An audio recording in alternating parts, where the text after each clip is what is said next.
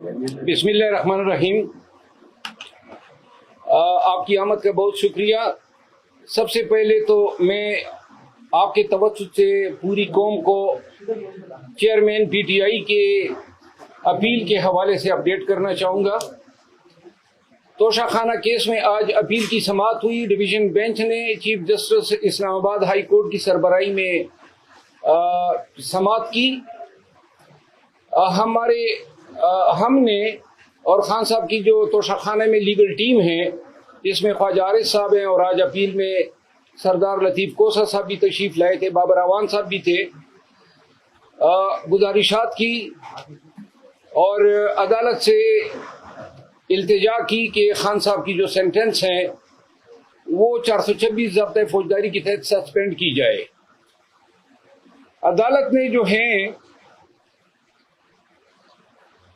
باوجود اپنا یہ کارروائی جو ہے اس میں نوٹس جاری کرنا ضروری سمجھا، اور غالباً جہاں تک مجھے یاد ہے 4 دن کے بعد انہوں نے کہا کہ یہ کیس دوبارہ سنا جائے گا۔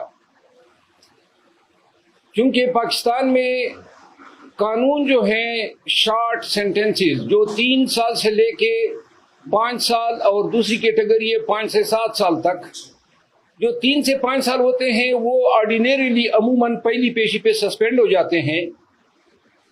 تاہم اس کیس کا پروفائل دیکھ کے یا عدالت نے خود ضروری سمجھا تو انہوں نے جو ہے 4 دن کے بعد جو ہے کارروائی ٹیک اپ کرنے کا اندیا دیا۔ آج 2-3 ڈیولپمنٹس اور ہوئی۔ ایک تو کل ہم گئے تھے اسلام آباد ہائی کورٹ کے حکم پر، میں اور Umair Niazi advocate chairman P T I سے ملاقات کے لیے۔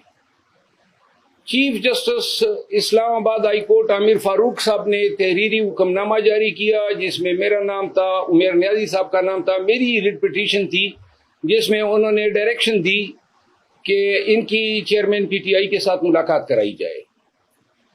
حکم نامہ تحریری طور پہ مصدقہ نقل ہمیں تاخیر سے ملی۔ جو جب ہم وہاں پہ پہنچے تو تقریباً 7 اور 7:30 کے بیچ کا ٹائم تھا، جس پر جہاں پہ ناکہ لگا ہے پولیس کا وہاں انہوں نے ہمیں روکا اور کہا کہ جی ہم اطلاع کرتے ہیں۔ کوئی 1 گھنٹے کے بعد جو ہے ڈپٹی سپرنٹینڈنٹ اب جیل سپرنٹینڈنٹ